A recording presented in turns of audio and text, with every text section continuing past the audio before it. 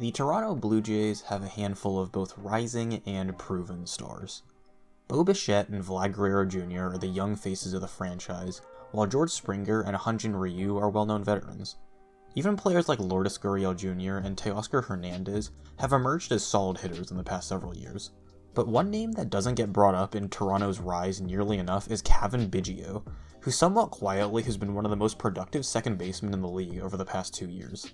In just over one full season of at-bats, Biggio has 3.8 F4, which is 8th in the league for primary second baseman, ahead of names like Jose Altuve and Gleyber Torres since the start of 2019.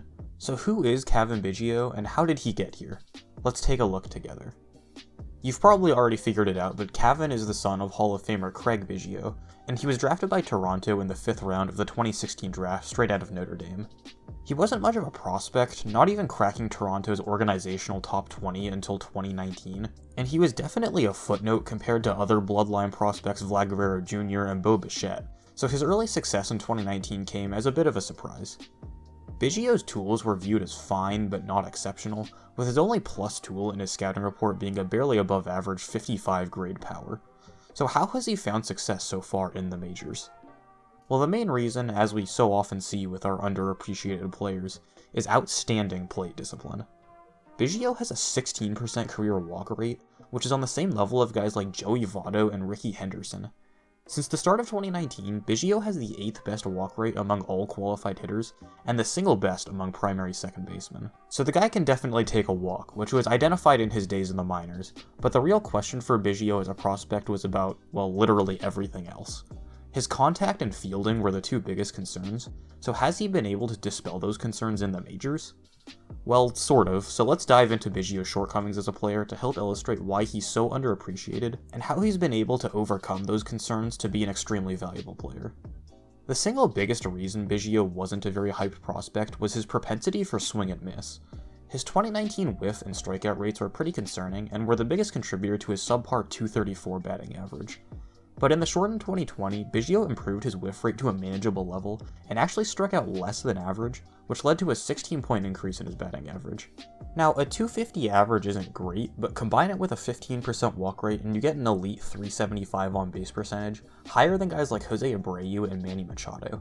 Overall, offensively, Biggio had a very solid 124 WRC plus in 2020, which put him in the top 50 qualified hitters in the league, ahead of guys like David Fletcher and Trent Grisham.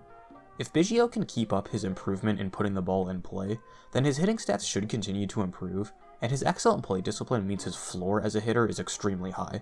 Even when he isn't making hard contact, he should still be productive, which we actually saw in 2020, when Biggio's exit velocity and StatCast numbers actually kinda sucked. But despite this, as we've seen, he was still a solid hitter, albeit one whose average and slugging will probably regress if he can't improve his quality of contact. But if he can combine his 2019 middling StatCast numbers with his 2020 improvement in whiff and strikeout rate, then Biggio should be one of the best hitters in a stacked Blue Jay lineup. The other major concern was Biggio's questionable defense at second base. Scouts were concerned he'd end up having to be moved to a corner outfielder spot, which would be a big hit to his overall value. His WRC plus in 2020 at second base would make him the 6th best hitter at the position, but if you shift him to say left field, then it'd only be the 15th best. It would clearly be in Biggio's and the Blue Jays' best interest to keep him in the infield if possible, so how has his defense been in his career thus far? Well, it fluctuates depending on the metric you look at, but overall it seemed to range between quite bad and average depending on the position.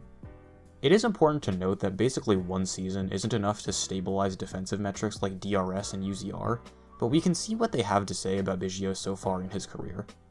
By ultimate zone rating and defensive runs saved, he's been slightly above average at his main position second base, but below average at every other position, which is interesting considering his positional situation in the upcoming season.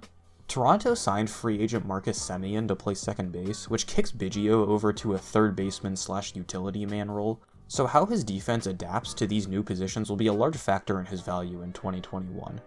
I would guess it'll be slightly below average, and since he's moved to a position where there are more good hitters, his WAR will probably take a hit. But it also means Biggio gets an assist on the value Semien provides next year, since without Biggio's ability and willingness to move around the field, Semien wouldn't have a place to play and may not have even signed in the first place. It's also another example of the super utility effect that we've become very accustomed to on this channel, where Biggio's value in 2021 won't be completely shown just by his WAR.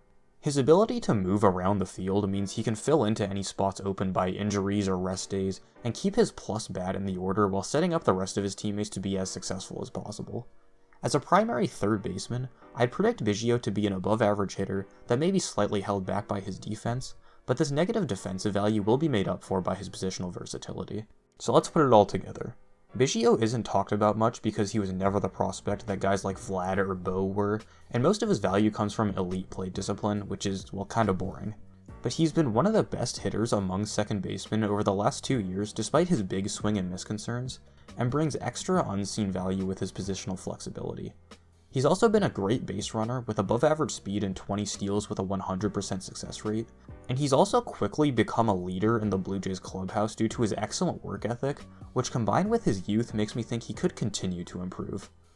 I'm not saying Cavan Biggio is going to win an MVP, but I am saying he's quietly had near all-star level production so far in his career, and probably will get better, so you should keep an eye on him going forward.